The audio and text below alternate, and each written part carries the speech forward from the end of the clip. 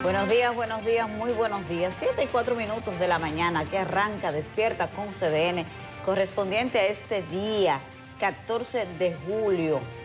Gracias a Dios por la oportunidad de este nuevo amanecer, de poder iniciar la jornada del día y de la semana junto a ustedes que nos sintonizan desde sus hogares a través del canal 37, pero también a través de otras plataformas como cdn.com.do, nuestro canal de YouTube y nuestra transmisión a través de las distintas plataformas como Instagram, Facebook Live y Twitter. Lo siento mucho, Elon Musk, pero la realidad te ganó. Twitter nunca va a pasar a ser X, por más que insista Elon. Así que estamos esperando el momento en que él tome en consideración que se equivocó y que Twitter vuelva en la forma a seguir siendo Twitter, que es lo que siempre ha pasado. Un día como hoy, hace 23 años, murió el doctor Joaquín Balaguer. Los medios hoy lo registran como uno de los acontecimientos históricos de la historia, un acontecimiento importante de la historia reciente del país. Y sin dudas, el doctor Joaquín Balaguer, que falleció a los 96 años, ¿sí? Es uno de los personajes más fascinantes de la historia política, alabado por sus seguidores, endiosado casi por sus seguidores, y el tiempo ha puesto a sus enemigos a reivindicarlo. El doctor Joaquín Balaguer falleció con situaciones propias de la edad en la clínica Abreu. Yo recuerdo que fue en la mañana que se comunicó la información.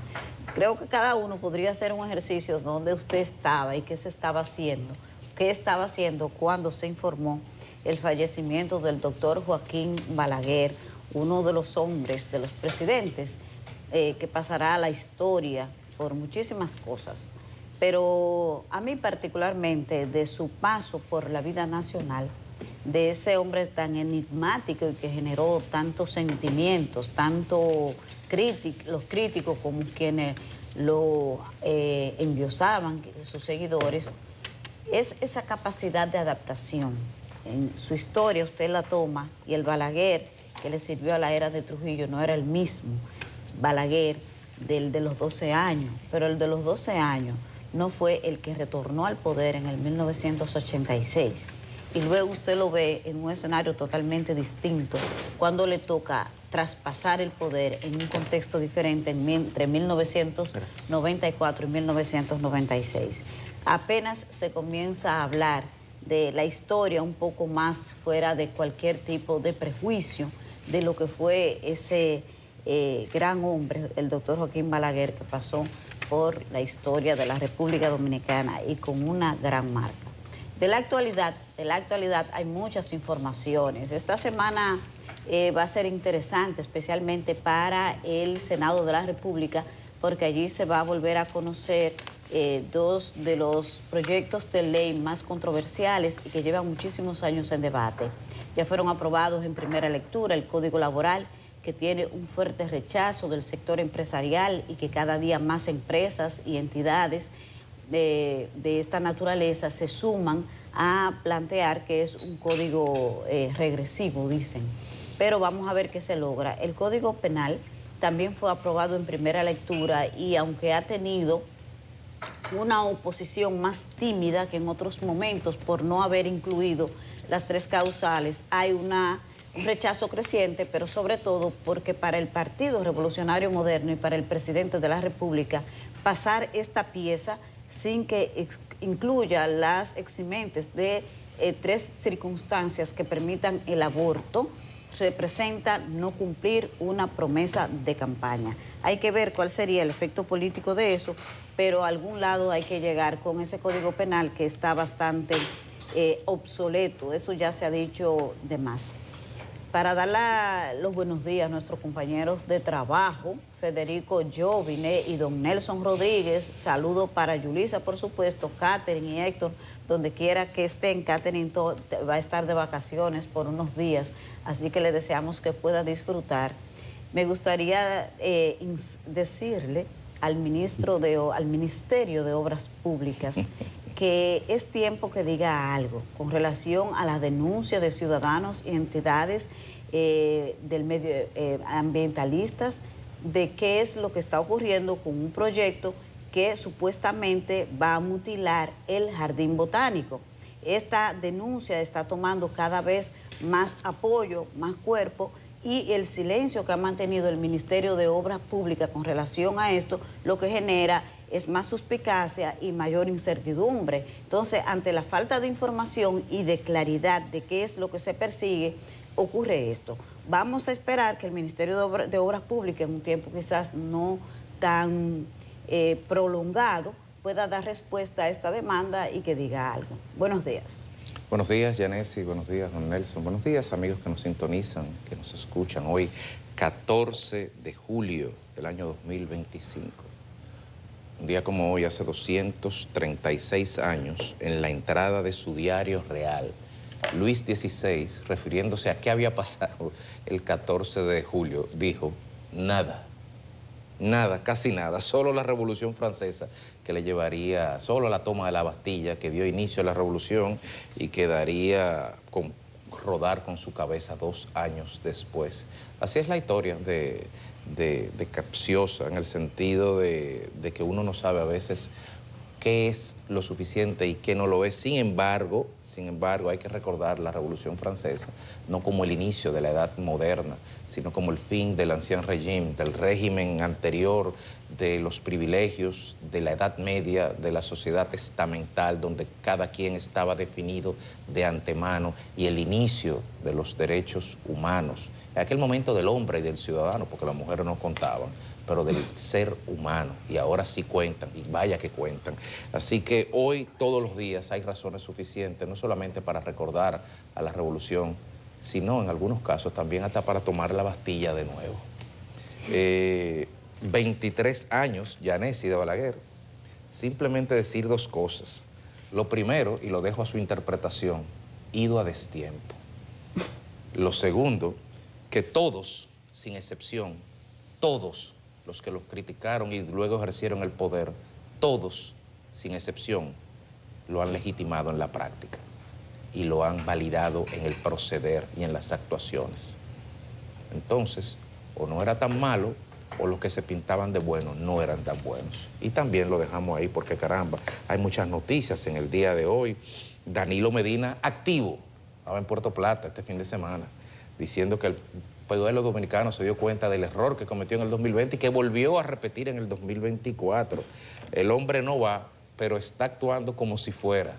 Y me sumo a lo que siempre dices en tu columna, Yanesi, en tus comentarios. El error mayor, no solamente del gobierno, sino del partido mayoritario de la oposición, que es la Fuerza del Pueblo, sería subestimar a este leviatán de la política que anda haciendo campaña ahí, que es lo que mejor sabe hacer, política.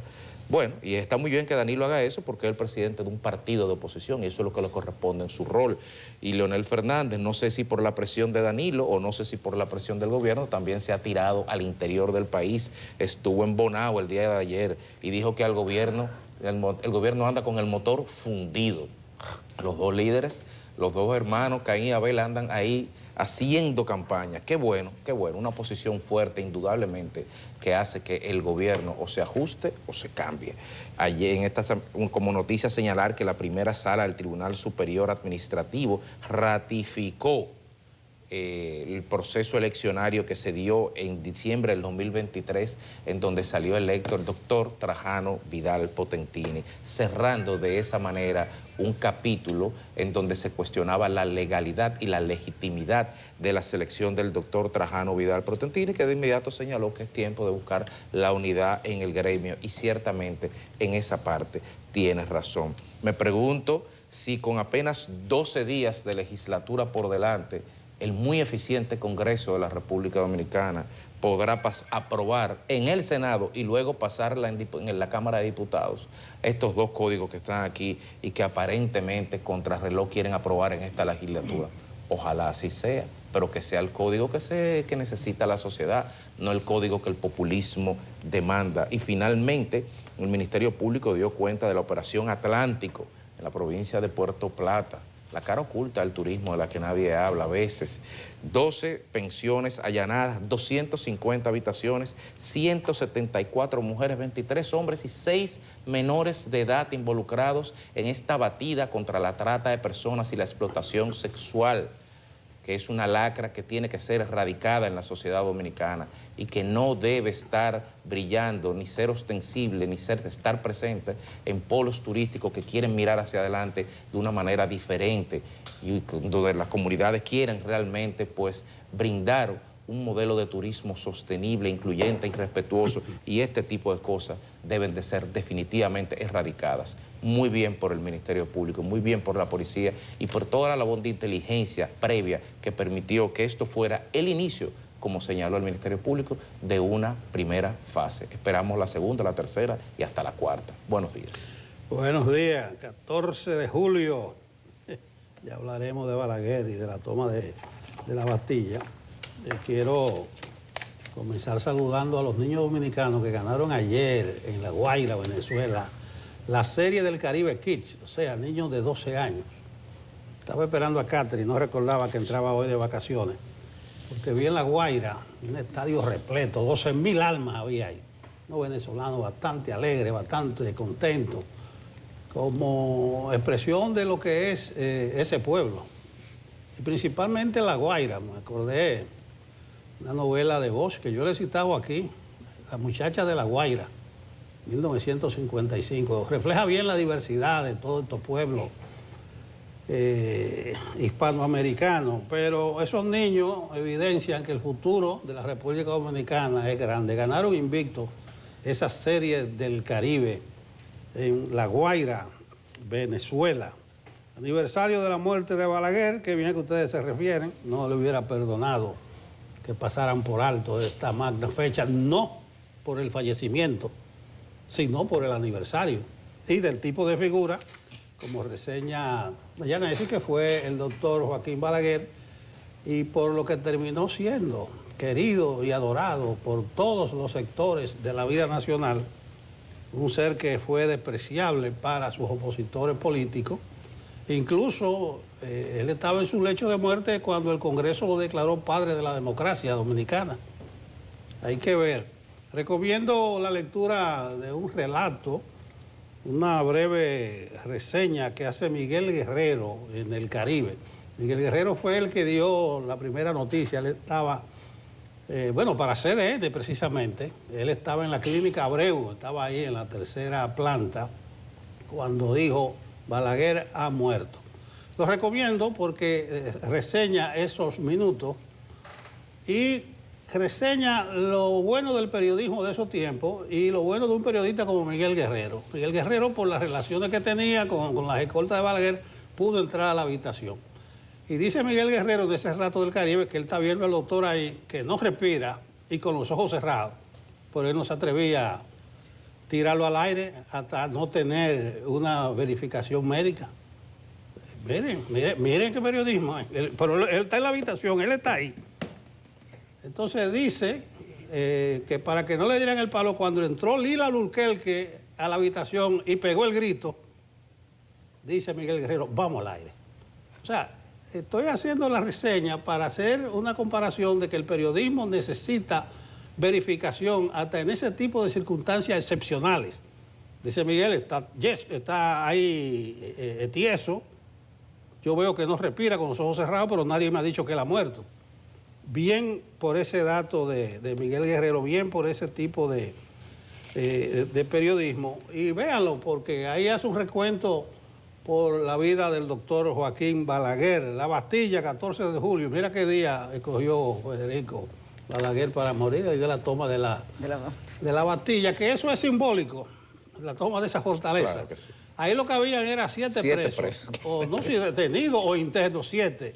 De los 7 habían 4 falsificadores de poca monta, 2 enfermos mentales y un conde. Pero eso comenzó como el símbolo de la lucha por la libertad. En 1789, eso duró 10 años. El Ancien régimen, aquí decimos el Ancien régimen, el Ancien régimen, que significaba ya la caída del antiguo régimen, de la monarquía. Y eso tuvo un efecto por todo el mundo. Dos cosas brevemente. La mano de obra haitiana. Señores, eso es un tema. Ayer recibí el comunicado de mis amigos del Central Romana, donde dan cuenta de que molieron por encima de 3.2 millones de toneladas cortas de caña. Un gran logro, dice Central Romana. A propósito, dio 1.000 millones en bonificación, ellos no se pierden en eso.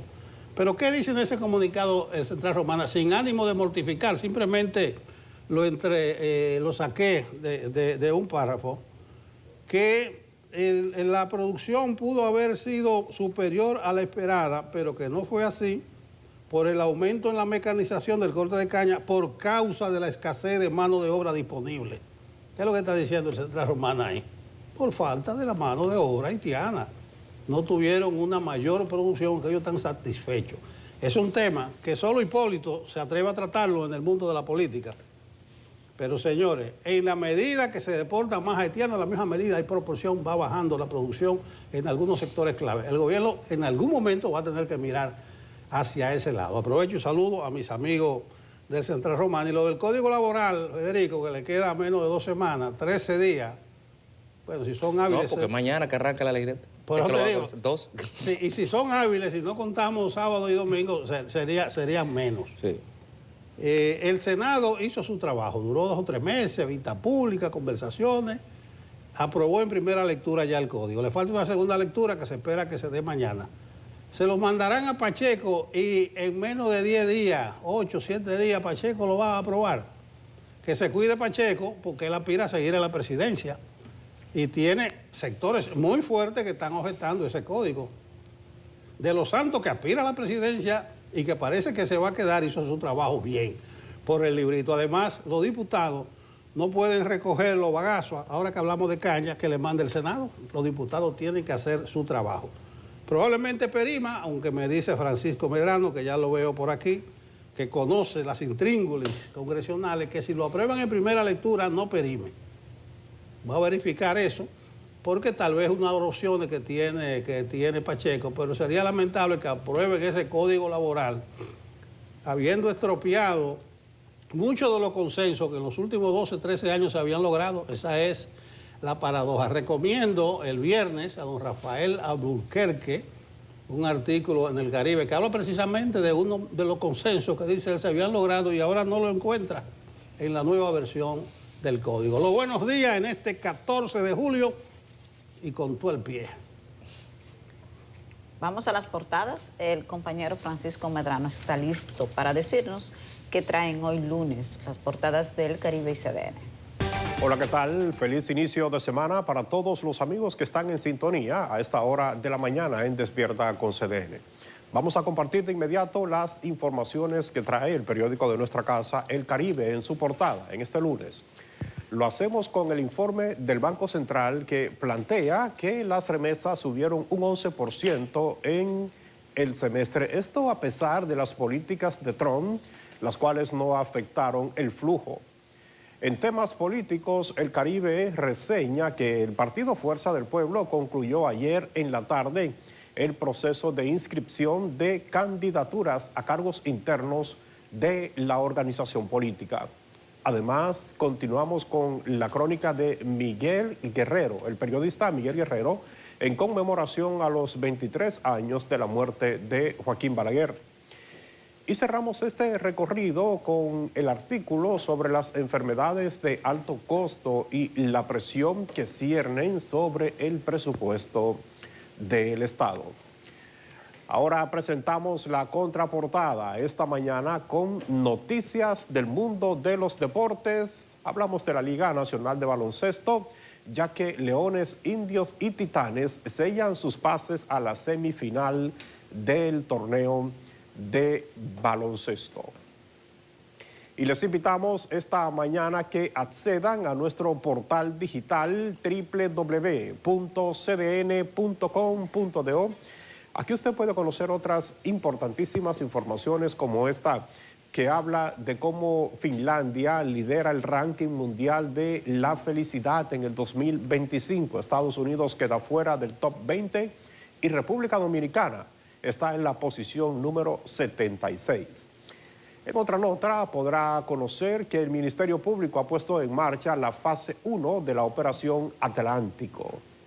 Y cerramos con esta entrega por parte del presidente Abinader de 72 nuevos apartamentos en Boca Chica.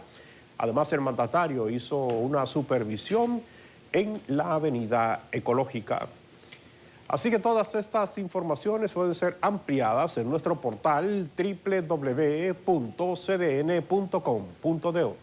También les invitamos que adquieran una edición impresa de nuestro periódico El Caribe. Es todo de nuestra parte, continuamos con más en Despierta. El clima para hoy lunes, el boletín correspondiente a las 6 de la mañana del Instituto Nacional de Meteorología dice así que hoy lunes, desde tempranas horas de la mañana, los efectos locales, la influencia del viento y una vaguada generarán ocasionales incrementos de la nubosidad acompañado de chubascos o aguaceros locales, tronadas aisladas y aisladas ráfagas de viento en diferentes provincias, principalmente del noreste, sureste y de la cordillera central, también de la zona fronteriza. Para mañana martes se estará acercando a nuestro territorio una onda tropical, generando incrementos nubosos con chubascos locales y tronadas aisladas hacia varias provincias. Temperaturas calurosas, es lo que dice el boletín, debido a la época del año, el verano, y a la presencia del polvo del Sahara. La recomendación es la habitual, evitar la exposición directa a los rayos del sol entre las 11 de la mañana y las 4 de la tarde, es el periodo de mayor insolación. Y la otra recomendación, también habitual, lo que aconseja meteorología, es ingerir suficiente agua y vestir ropas ligeras de colores claros. Este es el parte meteorológico de este lunes 14 de julio. A la pausa. Son las 7:29 minutos. Estamos de regreso en Despierta con CDN. Ahora para esta parte que a mí particularmente me encanta, me fascina, y de las cosas que me gustan del programa cuando Catherine está de vacaciones es leer sus saludos a través de Facebook Live. Aquí está Andy Heredia. Buenos días, mi gente. Gracias a Dios, pero la reforma policial es verde y se la comió un chivo. Ay, Dios mío. Señores, el lunes, comenzando la semana. Henry Santana, ahora buenos días, equipo desde Higüey, la gente del este, gracias, en contacto temprano. Dionis Paula nos dice buenos días, igual que Delvis Rodríguez, buenos días desde la provincia de Santiago Rodríguez, no, de Dajabón. Ay, mi gente de allá, de la frontera, nos cuenta cómo van las deportaciones de haitianos y eso, cómo les va. David Rodríguez, buenos días desde, bueno, es David, ya lo saludamos, Jocelyn. Martínez Yanés, y Dios les bendiga, feliz inicio de semana, gracias, igual para ti, toda tu familia y todos los tuyos, que Dios les acompañe para que tengan una semana de éxito. Kelvin Torres, buenos días, Catherine, ya te mandé la foto, y todo lo de siendo honesto de anoche, dice aquí Kelvin Torres, que no pierde una tarea que él se autoatribuyó, de darle seguimiento al programa de Catherine, de Siendo Honestos, que siempre hace referencia a él, y que ya le mandó todo, dice él. Miguel Leonardo Rodríguez, buenos días. Catherine, gracias, sobradas, por el contenido de anoche. Bueno, Miguel, gracias. Sí, Miguel Leonardo. Déjame entonces decirle, ya que van dos menciones haciendo honesto, que ayer estaba Abel Guzmán Ten, periodista, comunicador, fue uno de los sobrevivientes de la tragedia del Jet Set. Abel ha escrito varias veces al respecto. Él estaba en la misma mesa que Daisy Cruz, compartiendo con Daisy Cruz, sí, la gobernadora de Montecristi. Es exactamente. Entonces Abel hace ese relato en el programa de Siendo Honesto. Pude hablar con él, me dice que él lleva un caso por lo civil, que ya van varias audiencias, contra el YECC, con una figura que yo no conocía, y es que él fue a ese lugar a divertirse y los dueños de ese lugar no lo protegieron, no le brindaron las garantías es suficiente y estuvo a punto de perder la vida. Dice que hay una serie de articulados que respaldan esa demanda. También aprovecho y saludo al buen amigo Abel Guzmán Ten, que salió bastante lesionado, pero ahí está en pie el hombre, vivo para contarlo. Así es, los que conocemos al periodista Abel Guzmán y hemos tenido la oportunidad de conversar con él sobre cómo esta tragedia y este acontecimiento lo ha impactado, nos damos cuenta a través de él de cómo las personas que estuvieron allí pudieron sobrevivir y sus familiares cercanos. Esto les ha cambiado la vida, definitivamente. Así que un saludo para Abel también. Jocelyn Martínez, un saludo a todos ustedes en el canal. Gracias, eso incluye a ustedes, Flaco, Gerald, a todos ustedes, a Erika, que está aquí asistiendo a Kelvin, por cierto, en la producción, que también se ha tomado unos días de vacaciones. Entonces nos saludan desde el kilómetro 14 de la autopista Duarte en Santo Domingo Oeste. Y eso no es Pedro Abraham por ahí. Estoy como confundida. No, el 14 está muy cerca. Ah, que... Por Alcarrizo. Eso está casi los Alcarrizos, porque los Alcarrizos son el 16. Ya. Pedro Celestino Rodríguez, saludo, buenos días, igual para ti también. Kelvin Torres nos saluda Francisco Marte, José Roberto Ventura, dice que Yanesi, bueno, eso uno mismo lee esos halagos. Gracias, Roberto, dice que siempre está bien.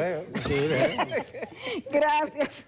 Francisco Marte y también Delio Samuel Marmolejo Frías nos saludan hoy a través de Facebook Live. Dime, Federico. Marmolejo Frica, siempre presente. Sí, bueno, pues gracias a todos ustedes que nos han contactado y nos han saludado hoy a través de esta plataforma. Ahora sí, vamos a entrar en materia, Federico. Vamos a entrar en materia con las noticias que han ocurrido este fin de semana, dando cuenta primero con las políticas, señalando que el expresidente de la República y presidente del PLD, Danilo Medina, afirmó que esa organización política ya compite por el primer lugar en la preferencia del electorado, al tiempo que recordó que fue el único partido que durante su gestión cumplió más que lo que prometió. Aseguró también que el pueblo dominicano se está preparando para cambiar el cambio en las elecciones del 2028. Ellos son expertos en hacer oposición. Como dice el refrán, entonces, zapatero a tu zapato. Si ustedes saben hacer oposición, vuelvan a hacer oposición y permitan que los que saben gobernar, que somos nosotros los militantes del Partido de la Liberación Dominicana, volvamos a dirigir nuestro país. Bueno, estas declaraciones fueron ofrecidas en una asamblea general celebrada en la provincia de Puerto Plata, encabezada también por el secretario general del PLD, Johnny Pujols. Simplemente adicionar a eso que el PLD está en marcha, que se siente pues como el partido a lo interno y en las provincias se está nucleando, y al margen de lo que pueda pasar finalmente con el proceso interno apresurado y en contra del calendario electoral, lo dice la Junta Central Electoral y está en la ley, y también hay una sentencia que también lo dice, pero al margen de eso, que el partido como tal pueda, digamos, hacer acciones proselitistas a lo interno de sus estructuras, que está permitido porque son actividades internas, no de cara a proselitismo electoral. Eso está muy bien, eso definitivamente que está muy bien, en el sentido de que permite que el partido se fortalezca y de que desde un partido fortalecido se puedan hacer las críticas necesarias y de lugar al gobierno. Y esto va para cualquier gobierno y para cualquier partido, porque el peso y el contrapeso de la oposición y el gobierno funciona así. Bueno, están en la calle los principales líderes de los dos principales partidos de la oposición. Tienen un discurso encendido, Están usando figuras literarias. Por ejemplo, decía Leonel ayer en Bonao que este gobierno tiene el motor fundido. La gente entiende bien eso, el motor fundido. Decía Francisco Javier, de los aspirantes del PLD, que este gobierno va a dejar el país en 4 bloques. La gente entiende que eso, aunque esa expresión creo que es de Abel Martínez, Francisco Javier. Cuídate, creo habérsele escuchado a Abel Martínez en su campaña. Lo importante es que esta gente hacen su ejercicio democrático quizás debieran poner un poquito más el acento en sus procesos internos.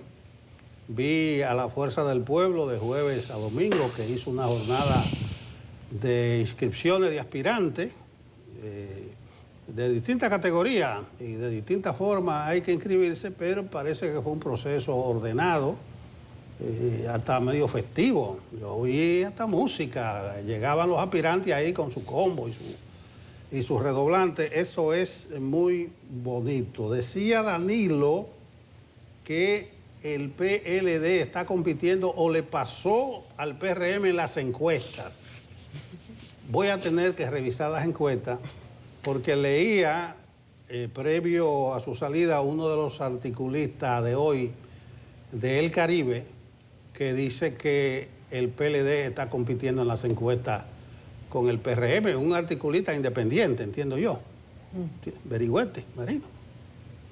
Entonces me llamó la atención que Danilo mencionara encuesta y mi articulista menciona encuesta y es en la dirección de que el PLD está subiendo, creciendo, como los espaguetis aquellos, que se salían de la paila. Pero un buen ejercicio opositor, esa es la democracia de la cual nosotros debemos regocijarnos. Así es, don Nelson. El Partido Fuerza del Pueblo ha estado por mucho tiempo, incluso ha recibido algunas críticas internas de su propia militancia por lo largo que ha sido el Congreso. Sin embargo, ha hecho un ejercicio que ya en esta etapa final para la elección de las directivas, los miembros de la dirección central y presidentes provinciales y municipales, que se hará solo en aquellos lugares donde no se logre un consenso, pues yo creo que han hecho un buen ejercicio y ya van encaminados a cerrar este Congreso a partir de la votación pautada para el 3 de agosto y solo quedaría ratificar las actuales autoridades nacionales que van a seguir siendo las mismas y finalmente lo que habrá será en términos de votación una ratificación, parece que plena, de toda la estructura de las principales cabezas que ha tenido hasta ahora ese partido en una visión de Leonel Fernández de que hay que ratificar lo que se tiene para seguir fortaleciendo la organización. Bueno, pues esa es su visión, pero en medio de ese proceso también han tenido algunas innovaciones, obviamente que respondiendo a algunas demandas internas y ante necesidades, como por ejemplo crear la figura del supervisor nacional, que finalmente por los conflictos internos ha tenido que dividirse para complacer a cada uno de los dirigentes que querían el cargo, pero ha sido un buen ejercicio y yo creo que las críticas que se tenía internamente sobre el papel de la Secretaría General se va a llenar con este nuevo cargo y todos felices y contentos. Así resolvió Leonel esos ruidos que tenía a lo interno de la Fuerza del Pueblo. Pero yo mandé por ahí un videito, don Nelson, ¿quiere agregar algo? Bueno. No. Mandé un videito por ahí del presidente Danilo Medina, que además de eso que dijo, que vimos, dijo otra cosa que a mí me pareció muy interesante. Vamos a escucharlo. Yo dije que íbamos a crear una sociedad de clase media y cuando me fui, el país tenía más personas viviendo en clase media que en pobreza. Esa es la obra del PLD, una obra fabulosa, extraordinaria, que la hicimos nosotros, ustedes y yo. En todas partes del país, ustedes tienen autoridad moral para salir a las calles. Tienen que salir a las calles porque el poder no se lo regalan a nadie. Si ustedes le dicen a los señores que están gobernando que les preste el poder, le van a decir que no. Si le dicen que se lo vendan, le van a decir que no. Si le piden que se lo presten, le van a decir que no. El poder se arrebata y lo tenemos que arrebatar en el 2028 con el trabajo militante de todos ustedes. Bueno, ustedes vieron ahí lo que dice el presidente Danilo Medina con relación al trabajo político. No se puede interpretar lo que él ha dicho como que es que se va a arrebatar de manera violenta. No. Lo que está diciendo Danilo Medina, me imagino que por su propia experiencia, es que la política se trabaja, que usted no se queda sentado esperando que caiga una estrella del cielo y que le caiga a usted y que le van a colocar la banda presidencial. realmente en base a la experiencia política, cuando usted sigue la historia de Danilo Medina con un modelo político que hay gente que critica, pero que ha sido exitoso, porque Danilo fue 2 veces presidente de la República y el PLD ha gobernado en 5 periodos y él estuvo ahí. Fue tuvo un papel fundamental de primera línea en el éxito político, electoral del Partido de la Liberación Dominicana. Entonces, ese movimiento, ese llamado que hace Danilo Medina, yo creo que debe interpretarlo la oposición completa. Y hay gente como que ha tenido otro tipo de visión de la política que igual les ha ido bien, pero realmente no todos los días hay un golpe de buena suerte. Entonces, ese llamado de Danilo Medina yo creo que le sirve a toda la oposición, que no les van a regalar el poder, tienen que salir a conquistarlo. Sí, pero que no vayan muy rápido. Danilo dejaba entrever como que están en una carrera por el poder, pero es una carrera de aliento. Para el 28 falta mucho. Hay que administrar bien las energías. ¿Y cuáles son las primeras energías que hay que administrar? La siguiente. La Fuerza del Pueblo es un partido en construcción y el PLD un partido en reconstrucción. Por eso es vital el proceso interno, cómo puedan salir bien librados y fortalecidos de ese proceso interno. Llevan una ligera ventaja por los problemas que asoman en el PRM, que todo el mundo sabe que son bastante serios. Esa pugna de aspirantes presidenciales y además pugna de aspirantes a lo interno, a la Secretaría General. La oposición debiera aprovechar bien eso. El PRM, o al PRM le dio resultado cómo empujó la división del PLD. Los números no le daban para ganar en el 20 al PRM. Decían, hay que dividir al PLD. Y lograron trabajar para dividir el PLD. Claro, el PLD se dividió él, pero se montó en esa ola el PRM. Luego de dividido el PLD, los números no le daban a Abinader y al PRM. Dijeron, hay que hacer que Leonel sea candidato. Esa fue la clave. Es un arte que maneja bien el PRM porque ahora se especula que los que están inflando a Omar Fernández son gente interesada en crear algún tipo de competencia o bipolaridad interna en la Fuerza del Pueblo. Eso se vale en política. A donde voy es a lo siguiente. Fuerza del Pueblo, partido en construcción, PLD, partido en reconstrucción. Ahí es que ellos deben poner el acento. Y en un determinado momento, arrancar en loca caravana hacia el poder.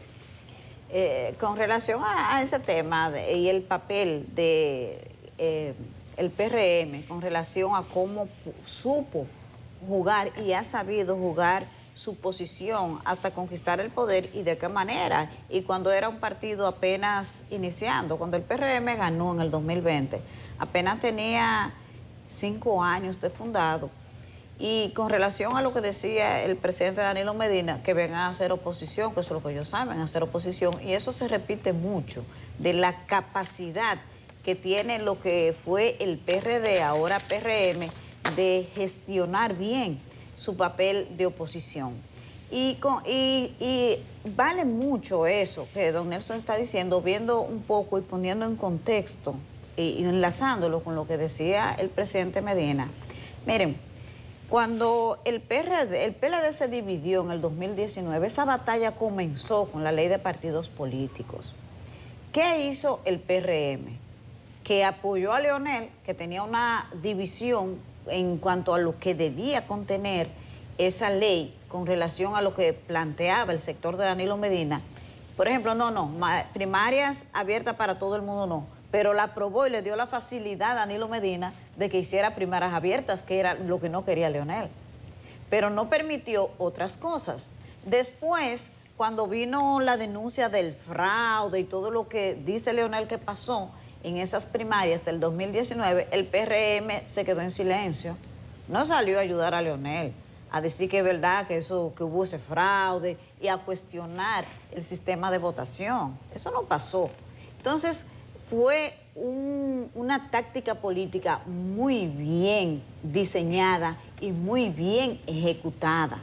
Cuando me conviene, subo este y bajo el otro. Entonces, desde la oposición sirva esa lección para la oposición y como dice don Nelson, lo que es hoy oposición, que antes era solamente el PLD, lo que tienen que centrarse es en construir y reconstruir y saber y pasar un poco la página ya en ese voto que se dividió de que Danilo es el bueno y Leonel el malo, o que Leonel es el malo y que Danilo es el malo y Leonel el bueno. Pasen eso ya esa etapa pasó y ustedes tienen que comenzar a ver los retos que quedan, porque así como van, no van a poder lidiar con el PRM independientemente de los problemas que ese partido pueda tener, pero hasta ahora lo que se observa es que el presidente Abinader ha tenido la capacidad de lidiar con las diferencias internas y mantener unificado ese partido.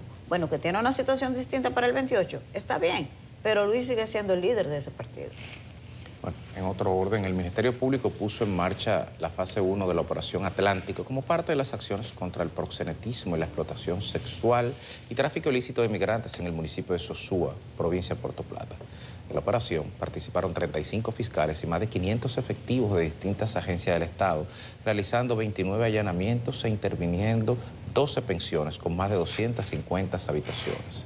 Además, intervino en 17 centros de expendio de bebidas alcohólicas, encontrando a 174 mujeres, incluyendo 6 menores de edad y 22 hombres, e incautando armas y otras evidencias de los ilícitos investigados.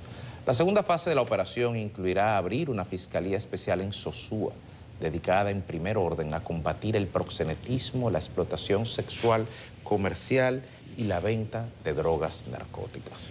Señalar al respecto que, como decíamos al comienzo del programa, esto es una lacra que ha adornado al turismo o algunas facetas del turismo en la República Dominicana, tiempo ya superado. Sin embargo, si usted hace una búsqueda por internet de este tipo de actuaciones en Puerto Plata y particularmente en Sosúa, incluso en algún momento en enero, asociaciones de Sosúa estaban pidiendo una zona roja en la provincia. Entonces, evidentemente que esto es consecuencia de una operación previa de inteligencia y ojalá el sometimiento y la investigación vaya más allá de lo policial y ponga sobre la mesa y aclare a la luz de la ciudadanía las imbricaciones del poder político local y del poder político y del poder empresarial vinculado en torno a este entramado que permite y facilita esto, porque no es posible que todo esto esté pasando y que hayan tantos locales, tantas habitaciones y tantos centros, 29, y nadie sabía nada. Pero qué bueno por el Ministerio Público y por la Policía Nacional que han dado pasos firmes al respecto. Bueno, nadie sabía nada, pero todo el mundo sabía todo. Ese tipo de operativo hay que apoyarlo, hay que respaldarlo. Son muchas las denuncias que llegan desde Sosúa sobre prostitución, sobre trata de personas. Ahora bien, son muchas las denuncias que llegan de sectores activos de Sosúa de que se necesita mayor apoyo del gobierno en ese municipio. Incluso David Collado, ministro de Turismo, debiera mirar hacia allá porque jueves, viernes, escuché denuncias de algunos sectores de Sosúa diciendo que hay una serie de élites internas en la provincia entre funcionarios de turismo que no permiten que llegue el apoyo suficiente para que el turismo o la actividad turística de Sosúa pueda coger vuelo.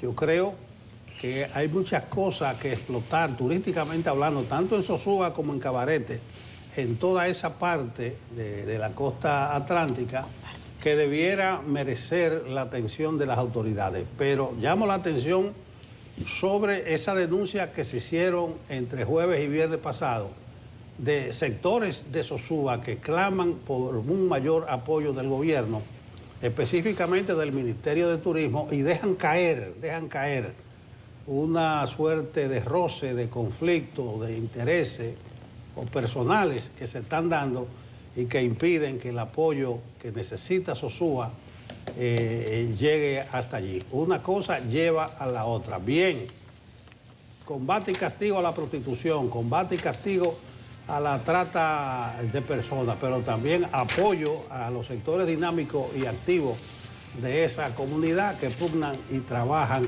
por su desarrollo. Sobre la mesa hay muchos temas importantes en el país.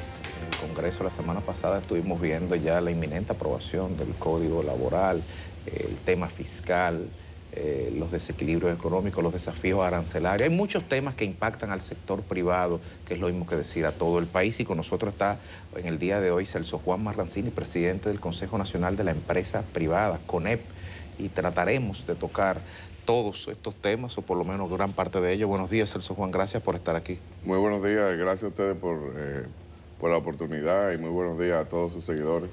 Entre lo estructural de todos los desafíos sobre la mesa que tiene el país en materia de fortalecimiento del sector empresarial y lo coyuntural, por ejemplo, que vimos la semana pasada con la aprobación del Código Laboral, la primera lectura, ¿cómo el empresariado visualiza la situación en los próximos meses del 2025? Bueno, realmente el 2025, como lo hemos reiterado, primero, la República Dominicana tiene una gran oportunidad y se destaca, incluso ante todo el desafío global, internacional. Sin embargo, tenemos que ponerle mucha atención a esos desafíos que son prácticamente son inciertos, pues precisamente eso es lo que ahora mismo destaca el panorama internacional, una incertidumbre muy grande por estos conflictos geopolíticos, sobre todo en Oriente Medio, y también por el cambio de políticas comerciales de los Estados Unidos, que tiene un efecto no solamente en el intercambio comercial, sino también en cómo va a marchar la economía global, a lo cual obviamente no escapa la República Dominicana. Si la economía, sobre todo la de Estados Unidos, va bien, pues nuestra economía va bien, y si la economía de los Estados Unidos entra en recesión o sigue en un proceso de desaceleración, pues obviamente nuestra economía se seguirá desacelerando. Esto también tiene un efecto importante en la política monetaria de los Estados Unidos, de lo cual también depende la nuestra, de mantenerse o no las altas tasas de interés, que obviamente es una de las causas macroeconómicas principales que afectan el crecimiento económico. Así que hay un nivel de incertidumbre global que afecta a la República Dominicana. Dentro de ese panorama, pues nos destacamos por ser optimistas, pero tenemos que ponerle mucha atención a eso y eliminar todo lo que sean posibles temas internos que afecten la incertidumbre o la certidumbre o la confianza empresarial, para que internamente podamos hacer el mejor trabajo posible para que nuestra economía se dinamice un poco dentro de este contexto global. Don Celso, me imagino que entre los temas que usted dice que generan ruidos internos y que quizás le generan, vamos a decir, distracción al sector empresarial, es la aprobación del Código Laboral en primera lectura, que ustedes han calificado de regresivo, pero siempre solamente se puntualiza sobre el tema de la cesantía. En sentido general, ¿cuáles son las principales observaciones que ustedes hacen que convierten a este código en regresivo? Bueno, precisamente esto es un tema lamentablemente muy inoportuno, porque en un momento donde precisamente lo principal es cómo mantener el dinamismo de la economía dentro de un marco de incertidumbre global, pues nosotros hemos introducido un elemento que genera mucha incertidumbre en un momento muy inoportuno, como es un cambio en el Código Laboral, que a la vez definitivamente y lamentablemente cuenta con el rechazo total del empresariado, de todo lo que son los sectores productivos, de todo lo que son las agrupaciones que conforman el sector privado a nivel nacional, como ha sido manifestado por múltiples medios. Así que realmente es un tema que requiere llevarse de nuevo a la mesa del diálogo para que esto no sea un elemento de inestabilidad, de incertidumbre, que afecte obviamente el objetivo principal, que es de llevar la economía al mayor crecimiento posible en un momento donde, como ya describimos, hay una gran incertidumbre a nivel global por todos estos cambios geopolíticos. Así que eso es lo primero, que realmente hay muchos aspectos técnicos, hay un desconocimiento del acuerdo tripartito que se llevó a cabo por más de 3 años entre el gobierno, el sector laboral y el sector privado. Hay aspectos muy técnicos que realmente todavía estamos elaborando y que vamos a poner todo uno por escrito, pero que significan un retraso a los procesos judiciales. También hay cambio en cuanto a la jornada. Hay un desconocimiento de esos avances que se habían acordado, y lo que realmente, pues de lo que se trata es de un código que impulse el país hacia un nuevo desarrollo, hacia traer nuevas oportunidades de empleo, a insertarnos en una economía global que está cambiando y que lo hemos reiterado, que se caracteriza por el nearshoring. Entonces no podemos hablar de meta 2036, de duplicar la economía hacia el 2036, creciendo incluso por encima del umbral del 5%. No podemos hablar de nearshoring, no podemos hablar de mantener, de reducir la informalidad, que es el gran tema. El gran tema dentro del Código Laboral es cómo reducir la informalidad. ¿Cómo podemos hablar de un nuevo Código Laboral si la informalidad ronda el 54%? ¿Cómo se va a reducir la informalidad?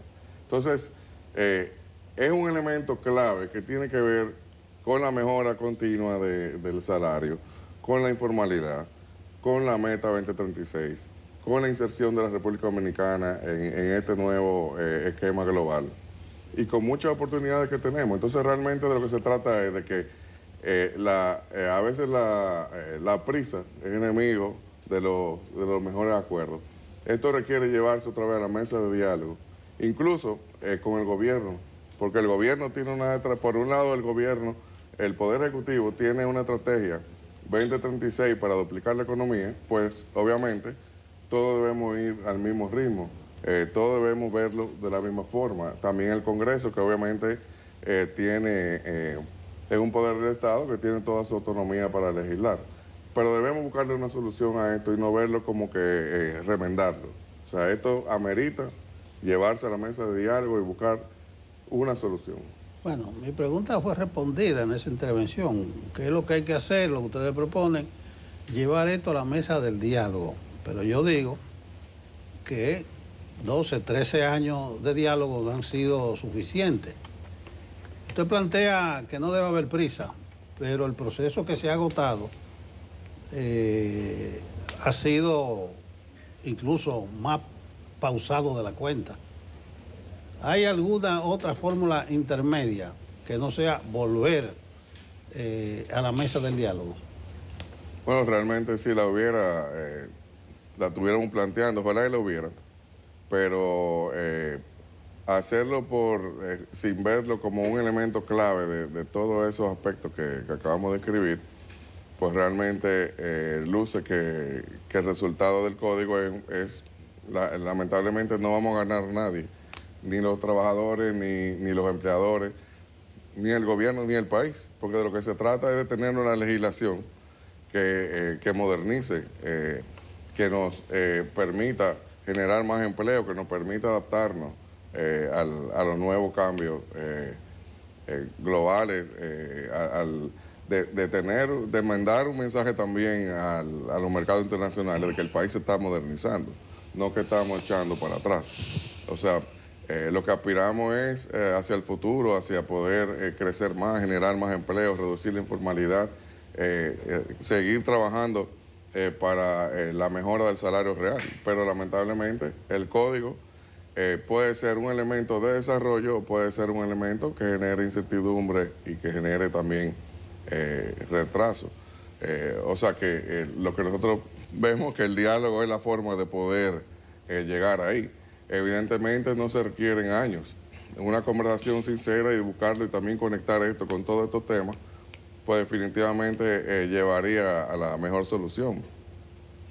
Nosotros reconocemos que en el Congreso hay mucha madurez, en el sector laboral, en el gobierno. Lo que hay que buscar es la forma de que veamos esto en un contexto más amplio y no solamente como algo puntual que lamentablemente está llevando el país a un nivel de incertidumbre que no es necesario, es totalmente inoportuno. A propósito de diálogo, en el Consejo Económico Social se está dando una serie de encuentros en ocasión de los acuerdos arribados entre los expresidentes frente al desafío de la crisis, con el presidente Abinader, de la crisis haitiana. El CONEP está participando en esas mesas y frente a eso está sobrevolando de parte de algunos sectores del propio CONEP, y el presidente Hipólito Mejía sí se ha abanderado en torno a la necesidad de la regularización de migrantes haitianos en la República Dominicana que prestan funciones laborales. ¿Con qué espíritu está participando el CONEP ahí y cuál es la posición frente a esto?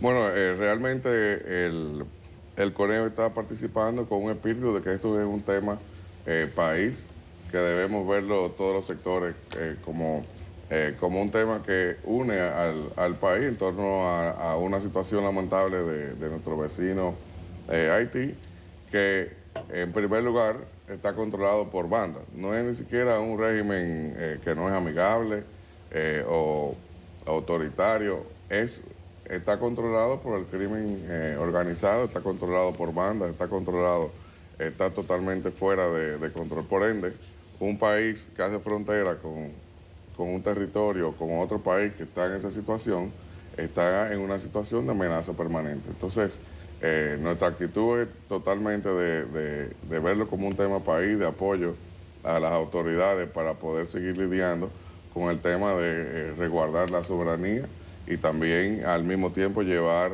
pues, todos los temas que un país tiene con un país que hace frontera, como los temas comerciales, migratorios, etcétera. Nosotros estamos totalmente en apoyo al diálogo que se lleva en el CES y estamos también a la espera de que todos los sectores lleven sus propuestas para poder ir analizando e ir también tomando más posiciones. Pero sobre el tema neurálgico, ¿de qué se va a hacer con la mano de obra? Porque sectores como la agricultura, la construcción y otros, ya sus principales representantes han dicho que han sentido el efecto de las deportaciones. Sin embargo, no pueden estar aquí estas personas de manera irregular. ¿Cuál es el planteamiento del CONEP con relación a este tema? ¿Cuál es la visión que ustedes tienen de cómo se solucionaría la demanda de mano de obra haitiana para los sectores que la requieren? Bueno, como dije, todavía no hemos fijado posición, estamos participando activamente en el diálogo y también en apoyo a lo que está ocurriendo en el CES. Sin embargo, nuestra posición siempre parte del cumplimiento de la ley migratoria y también de impulsar todo lo que son los procesos de mecanización en aquellos sectores que demandan mano de obra. Nunca hemos apoyado el empleo de mano de obra ilegal, precisamente es uno de los temas que se debe tratar, pero entendemos que las soluciones siempre deben ir apegadas a lo que son las leyes y a lo que son las normas de nuestro país, siempre viendo el tema haitiano como un tema que afecta nuestra soberanía, que afecta la estabilidad de la República Dominicana y que afecta la estabilidad de la región.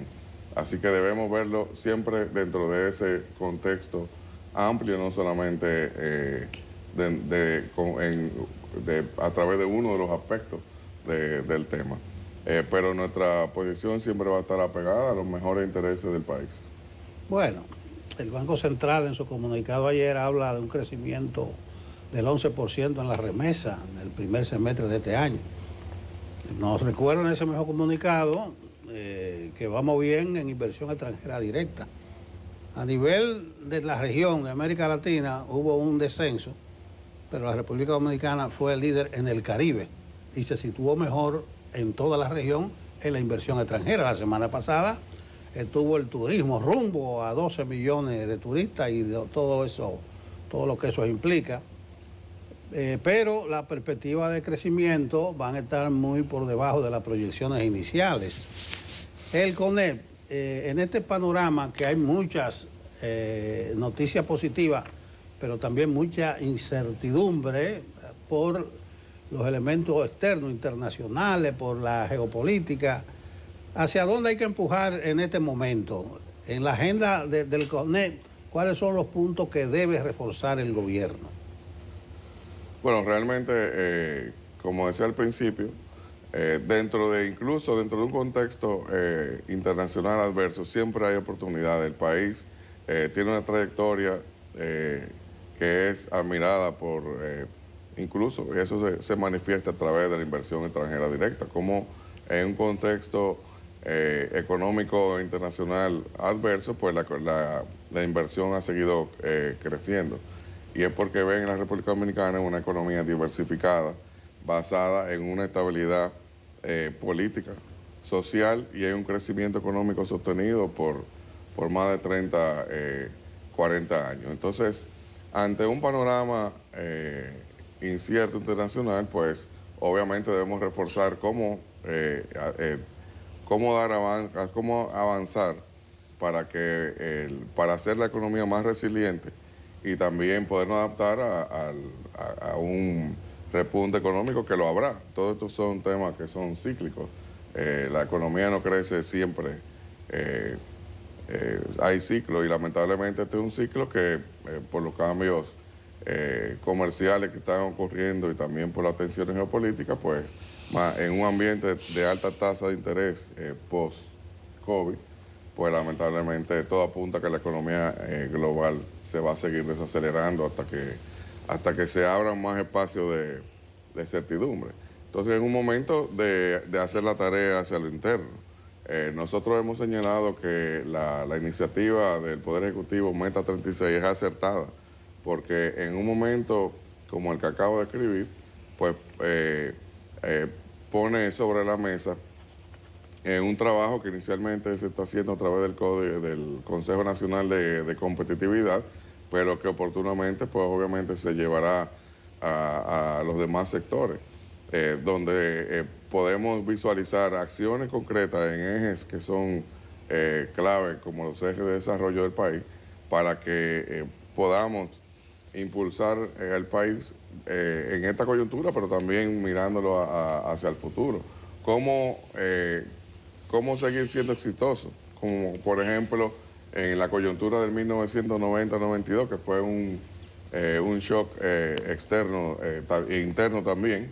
En esa coyuntura hicimos la tarea y el país salió luego aventajado. Entonces es un momento donde esta iniciativa puede servir para eso, pero eso requiere que temas que tenemos pendientes, pues lo visualicemos, lo revisemos y busquemos las mejores soluciones, como por ejemplo el tema de la educación. Es un tema que afecta no solamente socialmente, sino también ya el desarrollo. ¿Cómo podemos adentrarnos en una economía cambiante, en una economía también marcada por los cambios tecnológicos, con la inteligencia artificial avanzando exponencialmente, sin el capital humano necesario? Eso es un aspecto. El tema del código laboral es un elemento clave en torno a cómo reducir la informalidad y cómo también en un entorno donde precisamente el trabajo está cambiando, pues debemos tener un código que mande una señal de que la generación de empleo, la capacidad de mejorar los salarios se adapte a la vez de que se atraen empresas de nearshoring. O sea, eso tiene que convivir. Esa es la nueva oportunidad. Temas, por ejemplo, como la capacidad del gobierno de impulsar la economía a través de la inversión en obras es un tema crítico, que en cualquier estrategia que se haga o iniciativa va a salir en el tope de la lista. cómo reorientar el gasto, cómo disminuir el déficit del sector eléctrico y transferir todo ese déficit a una inversión de capital que no solamente permita construir las obras que necesita el país para seguirse desarrollando, sino también para darle mejor servicio a la ciudadanía. Entonces son temas que realmente trascienden los gobiernos. No es solamente hay que verlo en el marco de 4 años, sino en un plano más amplio. Pero el momento de hacerlo es oportuno y por eso hemos saludado la iniciativa 2036 y estamos participando activamente en ella. Pero de lo que se trata es que todos estos temas también se armonicen. No podemos ver el código laboral como un elemento aislado a todo esto y viceversa. Así que es un momento de hacer la tarea hacia lo interno y nosotros estamos totalmente en la mejor disposición de seguirlo haciendo porque estamos participando en ello. Qué bueno que pusiste el ejemplo del 90, 30 años atrás, en el sentido de que con un contexto de una guerra de Irak, hay una guerra ahora también, y una política expansionista del Estado Dominicano que generó una alta inflación, pues al final parió el código tributario, por decirlo de alguna forma. Entonces, guardando y salvando las distancias, con una inversión pública, como señalas, que es baja, con una serie de desafíos internos y sobre todo externos de presiones extranjeras, ¿está sobre la mesa todavía la necesidad de tener que reorientar, digamos, el aspecto fiscal del gobierno? ¿Son válidos los reclamos de algunos sectores de poder sentarse y tener una discusión de reorientar el tema tributario y retomar esa fracasada reforma del año pasado? Bueno, definitivamente es un tema pendiente. Si el tema es cómo retomarlo, de manera que sea dentro de una estrategia que esté atada a otro tema, que sea totalmente integral y que busque el desarrollo y que trascienda a gobierno. No podemos ver esto como algo puntual de que una reforma fiscal se haga para mejorar los ingresos en el corto plazo y luego entonces se deje de lado el largo plazo. O sea, tiene que ser un pacto como lo manda la Estrategia Nacional de Desarrollo, que dicho sea de paso, prácticamente está ya no solo finalizando, sino obsoleta. Pero el tema fiscal es una tarea pendiente y va atada a los demás temas. O sea, el tema fiscal, el tema eléctrico, prácticamente ya hoy en día, para mí es el mismo tema, es un tema fiscal. Es un tema de cómo reorientar el gasto del gobierno, transferir subsidios a capacidad de invertir en obras, cómo mejorar el gasto en algunas instituciones que el mismo gobierno ha planteado que no generan valor y poder transferir eso a una mayor capacidad de invertir en obras, cómo fortalecer los ingresos, cómo darle sostenibilidad a la deuda. Y en el plano, obviamente, por el otro lado, es cómo mejorar los ingresos, combatiendo la informalidad, combatiendo también la evasión y la ilusión. Se han hecho muchos esfuerzos, pero esto es un tema también de verlo como más estratégico y poder concatenar las medidas que se deben tomar en las diferentes áreas para que el país siga avanzando como se hizo en el 92, que es el mejor ejemplo que podemos traer sobre la mesa, porque en esa coyuntura, poca gente tal vez lo recuerda, pero en un momento donde aquí se desafila para poner combustible, se dieron todas estas transformaciones que definitivamente sirvieron de base para todas esas buenas noticias que podemos dar de cómo el país se compara con otros, todo lo que ha avanzado en todo este tiempo desde el 92 hacia acá. Y definitivamente que también ha trascendido el gobierno. O sea que es un momento oportuno para que veamos ese ejemplo y podamos proyectar el país hacia el futuro, pero dentro de un marco más estratégico y tomando en cuenta la concatenación que tiene cada uno de esos temas. Celso, hoy el economista Andy Navarre hace un ejercicio muy bueno en el periódico El Caribe, en su artículo, y recopila la cantidad de subsidios que da el Estado y los contabiliza, y él mismo dice, puede haber más, puede haber menos, pero es un tema relevante. Pero sobre todo en este gobierno se ha visto como una inclinación a dar como más subsidios, bonos especiales, bonos para la madre, que una brisita de Navidad. ¿Cuál es el enfoque que tiene el sector empresarial sobre este ejercicio y cómo ustedes lo ven como una solución al tema de las políticas públicas en sentido general? Bueno, eso realmente es una presión que tienen los gobiernos y que realmente hay que verlo dentro de... no es ilimitado. ¿Cuál es la capacidad que tiene un gobierno de seguir aumentando las atenciones o el gasto corriente? No es, lamentablemente no es ilimitado. Hay mucha demanda también de obra y tiene que haber un equilibrio. El gobierno tiene que tener capacidad de invertir más en obras. Y esos recursos a la vez dinamizan la economía, que generan más empleo y que generan oportunidades por la vía de la inserción en la economía, no por la vía de la asistencia. Es un equilibrio que hay que tener. Definitivamente la pandemia se manejó muy bien en el sentido de toda la asistencia que proveyó el Estado a la ciudadanía y también cómo se redinamizó la economía después de la pandemia. Pero ya hay que ver la perspectiva del futuro en torno a cómo impulsar más los sectores productivos, la economía, generar más oportunidades de empleo y no necesariamente asistencialismo. Eso es un equilibrio que debe siempre convivir, pero hay que verlo dentro del marco también fiscal, cuál es la capacidad que tiene el gobierno de seguir creciendo ese gasto versus que se está sacrificando por el otro lado. Y lamentablemente en este caso, y es una tendencia que viene de otros gobiernos, por eso digo que son procesos que no son atribuibles a un solo gobierno. La capacidad del Estado de invertir en obra viene decayendo, es un fenómeno que viene ocurriendo. Por eso la necesidad de ver el tema fiscal, el tema eléctrico, el tema educativo, que mientras el H va y viene, todos los años se busca el 4% del PIB para la educación. Todos los años se buscan esos recursos. Pero ¿qué calidad de educación estamos brindando? ¿Qué capital humano estamos formando?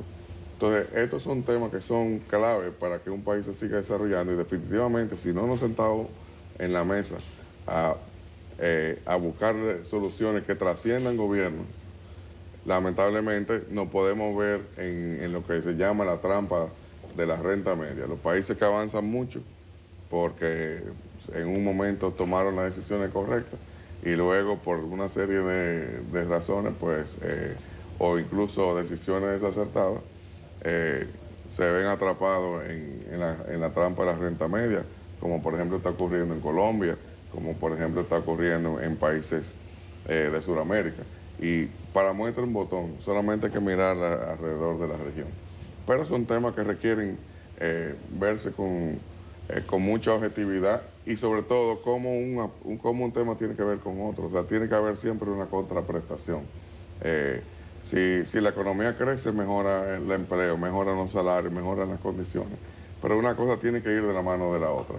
Entonces no podemos seguir ilimitadamente aumentando el gasto corriente y esperar entonces que la economía crezca o que las obras se multipliquen. Una cosa va de la mano con la otra y ese es un tema clave para una discusión fiscal responsable.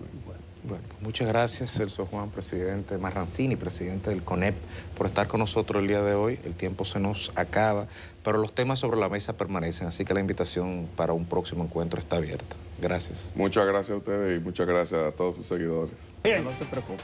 Vamos a hablar del metro, línea 1, 2, la construcción. El viernes hubo una noticia que llegaron algunos vagones, 6 en total. Anteriormente se había dicho que iban a paralizar algunas de las estaciones del metro. Ahora yo empalmo la cosa, debe ser precisamente para adecuar estos vagones que han llegado. Pero para hablarnos con propiedad del tema, con nosotros el ingeniero José Adolfo Herrera. Él es el asistente técnico del director ejecutivo de LOPRED. Nosotros lo conocemos como PRED, Oficina para el Reordenamiento del Transporte. Buenos días, ingeniero, y explíquenos esto de la llegada de nuevos vagones. Sí, muy buenos días. Ante todo, agradecerles la oportunidad de poder informar a la ciudadanía del porqué de la parada y el por qué están llegando vagones. Muy bien. Realmente están llegando vagones desde hace ya cierto tiempo, ya hace un año y medio empezaron a llegar vagones. Esto así porque uno de los compromisos de OPRED, no ni siquiera de este gobierno, de OPRED, es ampliar la capacidad de la línea 1B. Y eso vino como consecuencia de un estudio que usó una empresa que se llama Sistra. Fue un estudio que pagó la AFD para hacer lo que se llama el Plan de Movilidad Urbana Sostenible de la Ciudad de Santo Domingo, PEMUS. Ahí se evaluaron todos los medios de transporte porque la movilidad en la ciudad de Santo Domingo no solo debe depender del metro, sino que debe ser integral con otros sistemas. En este caso, en ese estudio, cuando se hizo, dio como resultado que había que ampliar la capacidad de trenes, de trenes de 3 vagones a trenes de 6 vagones. Teníamos una dificultad que es cuando se hizo la línea 1, la primera, en el tramo que va desde la estación Máximo Gómez hasta la María Montés, se quedaron los andenes para albergar nada más trenes de 3. Entonces, cuando este gobierno llegó, el presidente Luis Abinader ordenó que se siguiera, porque entendió que el sistema metro es sumamente importante para la ciudadanía, y le voy a dar un dato nada más. Nosotros manejamos diariamente aproximadamente 400,000 personas, que son 115 millones de personas al año. Esa tiene la importancia. Imagínense un día sin metro, lo que sería la ciudad capital, un verdadero caos. No obstante esto, nos dieron las instrucciones y se contrataron, ya estaban contratados la ampliación de los andenes. Fue muy difícil hacerlo, se tomó más tiempo del adecuado por una sencilla razón, que había que trabajar de noche. El metro da servicio hasta las 10, 11 de la noche, pero cierran sus operaciones realmente porque transportan los empleados hasta sitios específicos donde no esperan autobuses, a las 12 de la noche que se puede apagar la energía. Y eso causó muchas dificultades en esos sectores donde se amplió, porque trabajábamos entre 4 de la mañana, bueno, 12 de la noche y 4 de la mañana. Es decir, se reducía el tiempo de poder trabajar, así que fue bastante difícil en su momento. Actualmente hay una parada, que de eso venía a hablar. Ya vamos a empezar a poner los trenes de 6 vagones en el mes que viene, o a final de este mes o a principio del mes que viene. Y vamos a necesitar entre la estación Mamá Tingoque hasta la estación Hermanas Mirabal, miércoles, jueves y viernes, no va a haber servicio. Esta semana. De esta semana, pero va a haber 62 autobuses de ONSA que van a trasladarlo desde las estaciones, desde la, ¿cómo se llama esto? Mamá Tingó, hasta la estación Hermanas Mirabal, totalmente gratis a la ciudadanía que se monte ahí para que puedan tomar su metro. Y el sábado y domingo, que se reduce bastante la cantidad de pasajeros, de usuarios que entra al metro, pues entonces ya desde la Mamá Tingó hasta la Máximo Gómez se estará haciendo también ese trayecto totalmente gratis. Hay muchas expectativas con la incorporación de estos vagones. Entiendo que por simple matemática se va a duplicar la capacidad. Vamos a decir hasta duplicar, porque no siempre se necesitan más. Las filas que estamos viendo, por ejemplo, en la Kennedy, siempre recurrente, se ha ponderado qué tanto se puede disminuir, 1, y 2, ¿cuál es el levantamiento diagnóstico general del estatus de la infraestructura complementaria en las estaciones? Porque hay muchos ascensores y hay escaleras que no están funcionando desde hace mucho tiempo por un tema de mantenimiento, sustitución. ¿Cuál es la situación? Le voy a explicar eso también. El metro de Santo Domingo desde un principio tiene escaleras eléctricas y tiene ascensores. Es decir, que estamos hablando de algunos sistemas de eso, con la línea 1, que tienen ya 20 años. Nosotros tenemos 2 mantenimientos, correctivo y preventivo. Cuando nosotros llegamos, un 40% de las escaleras estaba fuera de servicio. Actualmente tenemos nada más un 8% de las escaleras fuera de servicio. Y casi siempre se mantiene alguna fuera de servicio. El problema es cuando alguien quiere usar una y esa no está en servicio, tenemos ahora muchos reporteros improvisados y el metro siempre es noticia. No obstante eso, esta administración pues ha mantenido las escaleras dentro de dentro de un 90 a un 94% siempre operativa. Con los ascensores pasa otra cosa, que también son muy necesarios cuando hay una persona con movilidad reducida, por ejemplo, que ven una silla de ruedas y no está el ascensor, es un problema grande.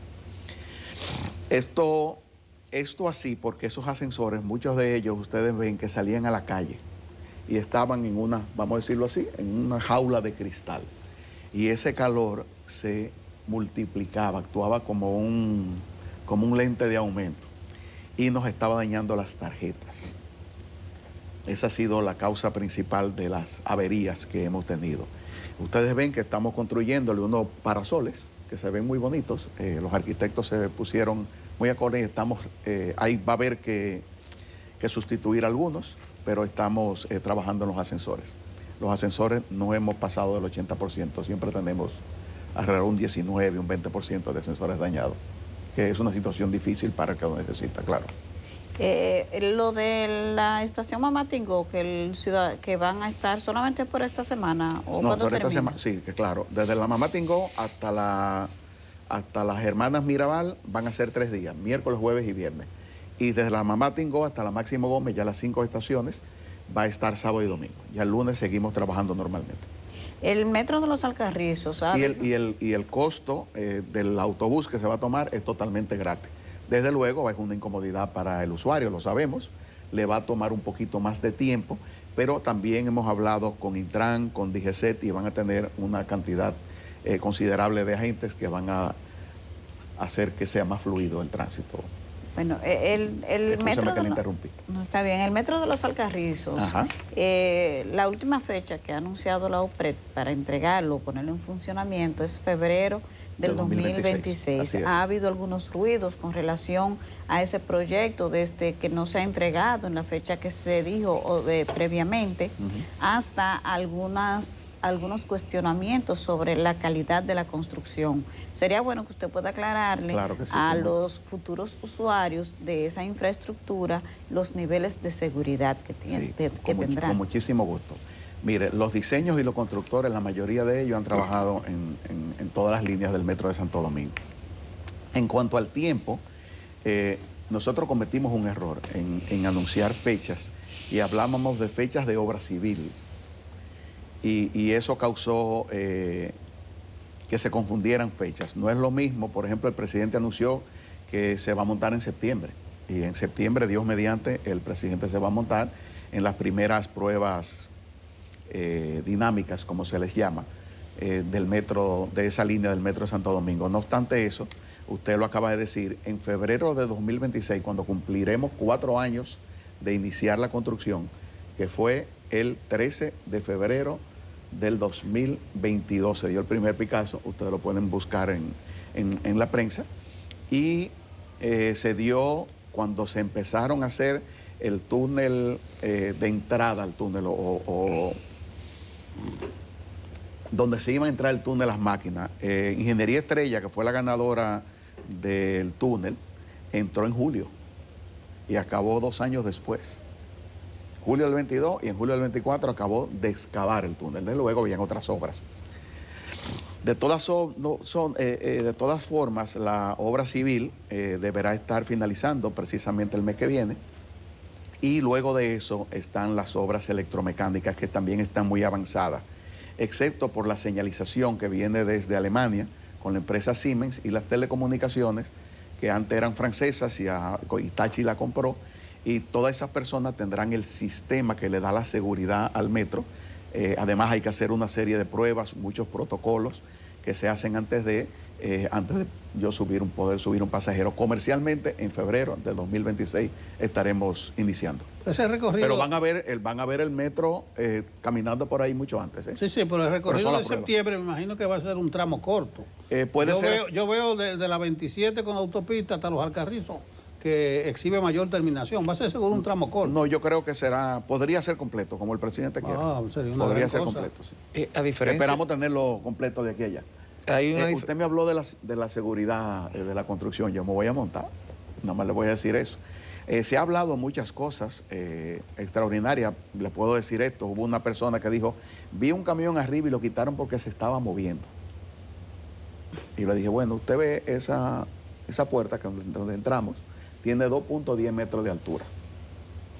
2.10 metros de altura.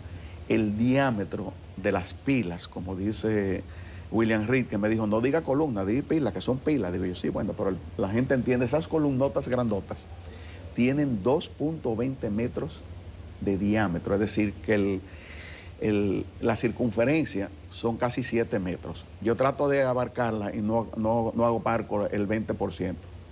Usted vive en un apartamento. ¿De cuántos pisos es su edificio? De 8. De 8. Bueno, su apartamento una vez y media está enterrado abajo cada pilote de eso.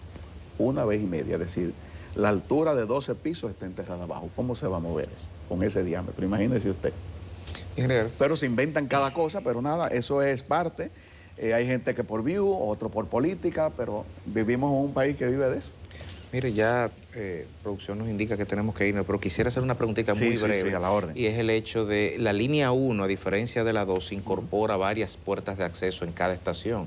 Sin embargo, aquí que tenemos una en Los Jardines, por ejemplo, y la de la Kennedy completa, implican riesgo de acceso porque hay que cruzar la avenida. ¿Se contempla en algún momento ponerle bocas adicionales? ¿Es posible desde el punto de vista del diseño? Siempre es posible, pero daría mucho trabajo en este momento hacerlo. Yo me imagino que eso se hizo, y lo más seguro es que haya sido así, por un asunto de costo de la expropiación. Es bien complicado, por ejemplo, en esta zona, donde está lleno de grandes negocios, por ejemplo, frente a Ágora nada más hay una, en Ágora no nos permitieron una, ahora ellos ven la importancia que tiene el metro, por ahí hay un cruce que, como usted dice, puede ser peligroso para el usuario definitivamente. Bueno, vamos a agradecerle, ingeniero. Repita ahí, el miércoles va a parar. Repita brevemente. Miércoles, jueves y viernes, desde la estación Mamá Tingó hasta las Hermanas Mirabal, va a haber un servicio de autobuses porque no va a funcionar el metro en esas estaciones intermedias. Y desde la Mamá Tingó hasta la estación Máximo Gómez, sábado y domingo. El lunes seguimos laborando normalmente, pero miércoles, jueves y viernes, desde la Hermana Mirabal sigue el metro trabajando normalmente. ¿Okay? Bueno, no aleguen ignorancia, eso es para su mejoría, por los nuevos vagones que han llegado ahí con una mayor capacidad. El ingeniero José Adolfo Herrera, asistente técnico del director de la OPRE, ha estado con nosotros. De refilón mencionó el metro Los Alcarrizos, que Abinader se va a montar en septiembre, y él también. Claro que sí, definitivamente. Aquí viene un político medio tremendita, dijo Abinader, no se monte. De regreso a Despierta con CDN, ahora vamos a hablar de economía. Aquí está Diego Sosa. Hoy nos trae un tema muy interesante. ¿Cómo invertir en inmuebles? Claro está, eso es si usted tiene mucho dinero. Buenos días, Diego. Muy buenos días. No tiene que tener mucho dinero, porque es que la para pagar no tiene préstamo. mucho dinero. No tiene que tener mucho dinero. Hay que saber aprovechar el dinero de los otros también, porque uno puede coger un préstamo. Casi nadie compra una casa propia sin coger un préstamo. ¿No se han dado cuenta? Así es. Que aquí están los cuartos, uno arriba de otro, más como están los apartamentos aquí en esta capital. Don Nelson, ¿usted qué sabe de eso? Los grandes empresarios de aquí hacen edificios monumentales cogiendo préstamos.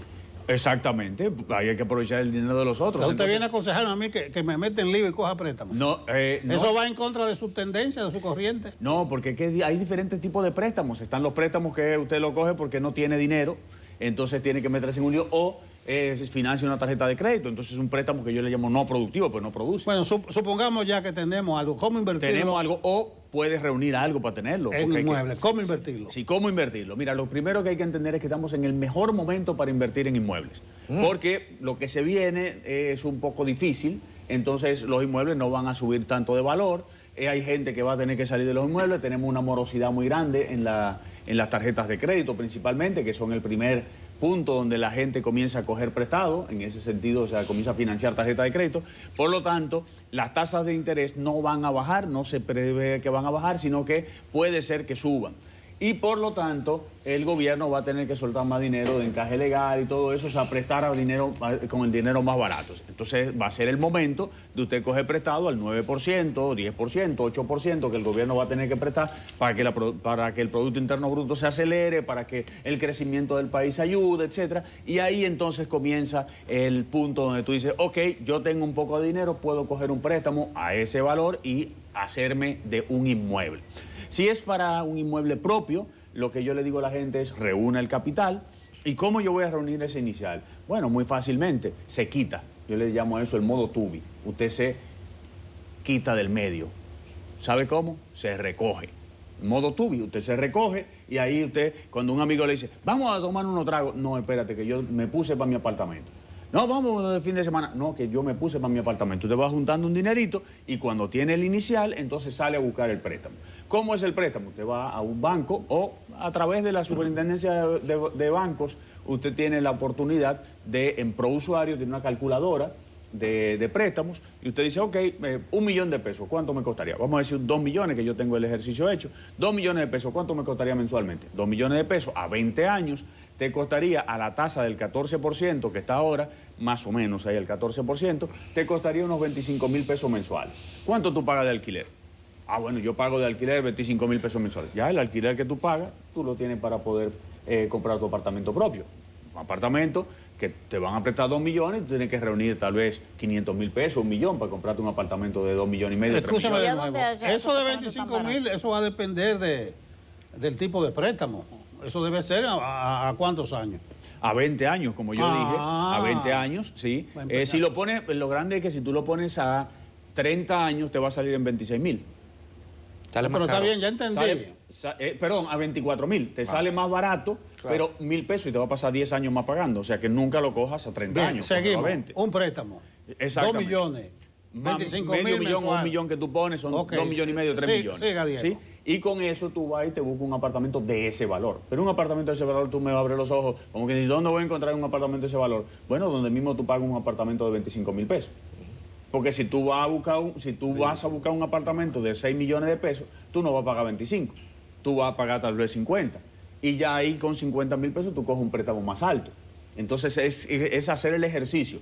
Hay posibilidad entonces de que, la ecuación no me da, tienes que buscar más inicial. O esperar ese encaje legal que cuando venga el préstamo al 9%, con 17,000 tú consigues 2 millones. Con 25,000 tú consigues 3 millones. Entonces, es hacer el ejercicio para que cuando llegue el momento tú tener el dinero suficiente de inicial para comprar tu apartamento propio y vivir el resto de tu vida, una parte pagando ese préstamo que estás, pero el resto de tu vida en tu propia vivienda, que en 10 años tú vas a haber pagado una gran parte, si le haces abono posiblemente lo has pagado completo, y ya ese apartamento que compraste en 3 millones de pesos ya no cuesta 3 millones, ya cuesta 5, cuesta 6 y te lo ganaste tú. Porque si lo hubiera comprado hace 10 años, como mucha gente por ahí tiene 10 años pagando alquiler, si lo hubiera comprado hace 10 años lo compraba a la mitad de precios o una tercera parte de lo que cuesta ahora. Esa es la gran cosa de las inversiones en inmuebles. Lo puedes hacer también para alquilar. El que tiene un dinerito, como ustedes decían al principio, el que tiene un dinerito parado ahí, es importantísimo entender que estamos en el momento de invertir en algo diferente que no sea esas tasas fijas de bono del Estado, de certificados financieros, porque nosotros vamos a tener que soltar mucho dinero a la calle en estos tiempos porque la economía no está parada, por decirlo bien, y eso nos va a llevar a que haya inflación en los próximos años. Desde que sueltas dinero para que se acelere la economía, hay inflación en los próximos años. Esa inflación, el dinero lo que hace es perder valor. Por lo tanto, irse a inmuebles o a terrenos es una buena opción para no perder tanto valor de mi dinero, sino que se revalorice. Bueno. Y en mejora, para que mi inmueble actual adquiera valor. El problema de la mejora es que no siempre se revaloriza en el sentido de que tú quieres. Por ejemplo, tú le haces una piscina a una casa y esa piscina de esa casa te cuesta 1 millón de pesos, por decirte un número, y cuando te cuesta 1 millón de pesos esa piscina, la casa no se revaloriza en 1 millón de pesos, sino que lo que va a hacer es que si la de al lado no cuesta lo mismo, compren la tuya por el mismo precio. Pero no te dan ese gran valor. Tú le pones planta, tú le pones shooter, tú le pones... Y cuando tú vienes a ver, la casa vale lo mismo que la de al lado porque la gente no te quiere dar lo que vale. Pero para tú vivirla, si tú vives en esa comodidad, a la hora de venderla, entonces sí tienes un valor agregado que va a hacer que si la de al lado vale, voy a decir un número, 10 millones, la tuya 10 millones, te compren la tuya por 10 millones. Trata de venderla en 12 porque tienes 2 millones más de accesorios, no te lo van a dar. ¿Tendremos muchos días por aquí, Diego? Sí, yo voy a estar unas cuantas semanas todavía, tenemos muchas actividades. directamente las empresas. Lamentablemente no tenemos nada abierto por el momento, pero sí con las empresas tenemos. Me pueden seguir por las redes, Diego Sosa Sosa, y ahí van a encontrar todas las invitaciones que yo hago para todas las actividades. De acuerdo contigo, solo que con 25,000 pesos tú no puedes alquilar, bueno, tienes que revisar eso. 25,000 pesos no dan para una casita en un barrio ahí. No, Eso es lo que te digo, o sea, pero... O sea, que tú decías, cógelo de 25,000 del préstamo y es lo que tú estás pagando. Alquiler. El alquiler. Yo te puse un ejemplo de 2 millones de pesos, pero esa casita que tú compras, que tú alquilas por 25,000 pesos, también cuesta eso. Y recuerda que la República Dominicana no es solo la capital, ¿sí? Existen otras ciudades de las cuales hablamos también, y entonces tú tienes que dimensionar a lo que tú tienes. Entonces, si tú estás en la capital y tú tienes un apartamento de una torre, ese apartamento te cuesta 10 millones de pesos, haz el ejercicio con los 10 millones de pesos, no te puedo hacer el ejercicio por cada uno. Diego, un placer verte en persona, en vivo y directo. Gracias, verte bien. Qué Muy bueno, bien, te arreglaron los lentes entonces, me estás viendo bien. Gracias a Diego Sosa. Con Diego terminamos. Ya saben, invierten en inmuebles, casa, tierra. Pero primero, No se ponga loco buscando. Gracias, Diego. Bye.